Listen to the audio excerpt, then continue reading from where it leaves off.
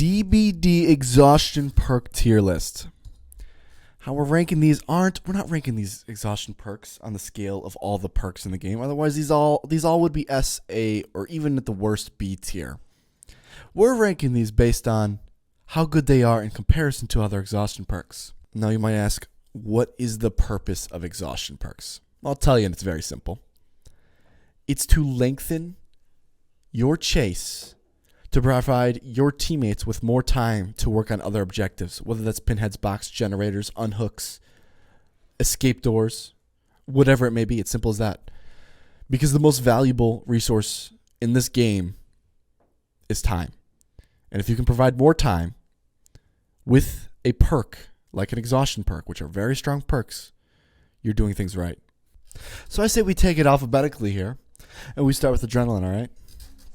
Adrenaline, in my mind, that's an A tier perk. It's an A tier perk. What does it give you?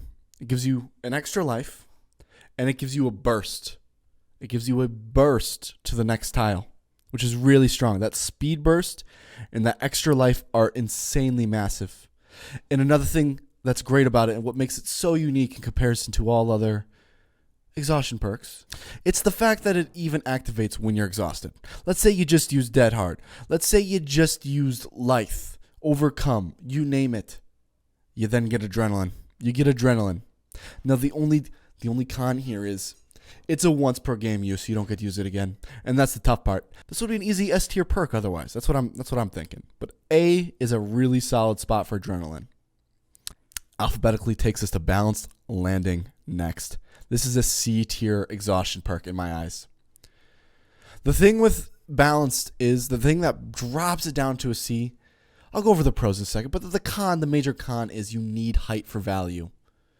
You sometimes might end up on a map with awful height spots, maybe just a couple of hills, and that's just not enough for it to be worth it. Now the good things about it are it's going to cause the killer to potentially swing when you drop. So you drop down. The killer's not going to expect you to have balanced if you haven't used it yet.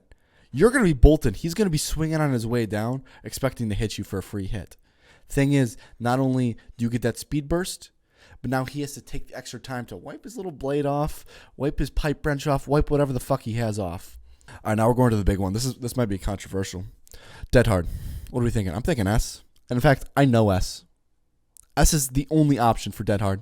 It is still so strong even after the nerf. Even after the nerf. When we're considering what the point of an exhaustion perk is, Dead Hard is perfect. It's just so good in so many situations. It is perfect in nearly everything. Now, there are a couple downsides, but I don't think it's big enough to not name it the best exhaustion perk in the game. If you have a really, really good killer that knows you have Dead Hard, he's going to wait it out. But the thing is, he can wait it out, but him waiting it out lets you get to a pallet maybe. Lets you get to a window. And if he doesn't wait it out and he swings, boom, Dead Hard. You can counter it, but the counter is hard to deal with. Even with all the nerfs, even with everything. The only difference between now and before, it used to be a needed perk. You needed to run Dead Hard. If you weren't running Dead Hard, you're throwing. But now, it's still really damn good without being absolutely oppressive. And I'm sorry, head on. You're fun to use, but you're a D tier perk. The pro is, it's the only exhaustion perk that stuns, which that makes this one of the most unique exhaustion perks because it has nothing to do with speed, really, or distance. I guess the stun can grant you some distance, but it's just not great. And the reason it's not great is because the cons heavily outweigh the pros. The fact that you got to be in a locker for 3 full seconds before you can use it is just painful to it. The odds of you being able to successfully pull it off mid-chase are very slim. And even if you do, you need quick and quiet. Otherwise, there's no point. There's no point. Which brings us to Lithe, our first B tier perk. I have some weird opinions on Lithe. It really helps you out of dead zones, which is nice. It really helps you out of dead zones. It also helps you add extra space while you're in chase. What do I mean by that? I'll include a graphic now, just so you can see exactly what I mean by that. But you're vaulting a window, right?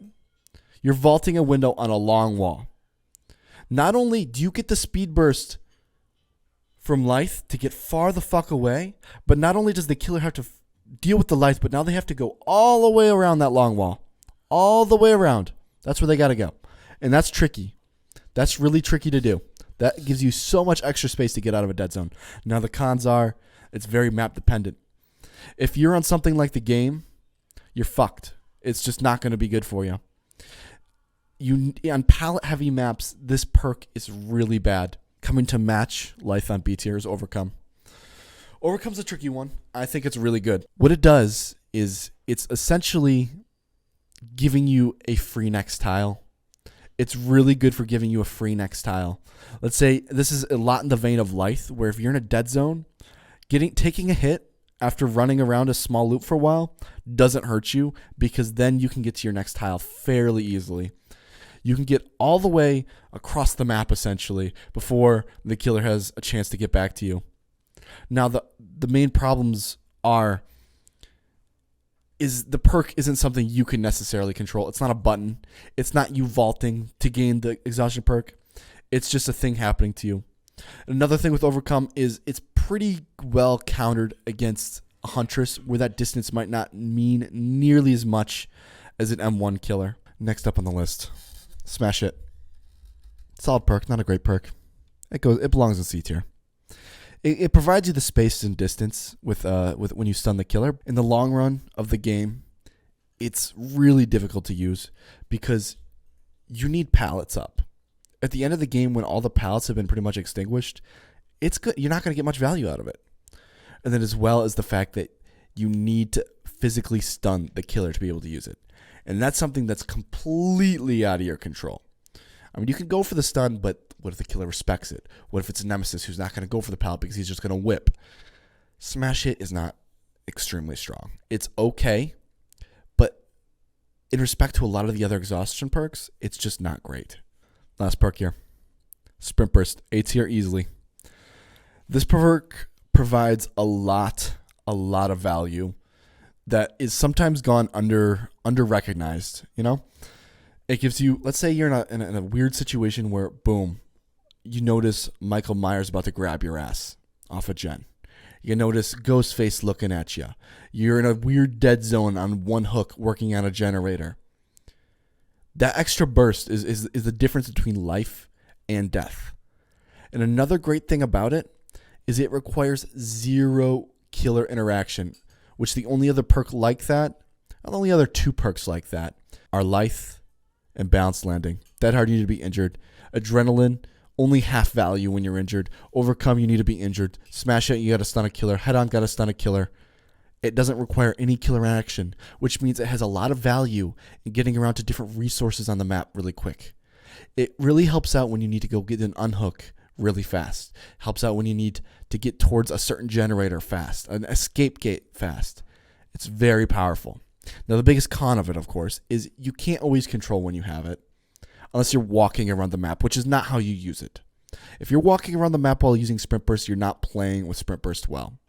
Maybe if you want to walk only like 10 feet, 10 meters, that's okay. Walk that. But if you're walking everywhere just to save Sprint Burst, you're not using it right. But that is why it's a con, is you can't always control when you're using it. But when you use it, it gives you so much value that's only in my eyes exceeded by Dead Hard. And in my eyes, this is the exhaustion perk tier list. If you think differently on anything, I'd love to hear why. I'd love some thought experiments with some maybe good discussion as to why you think one perk is dog shit over another. I find it very interesting. I love theory crafting about Dead by Daylight perks. So let me know.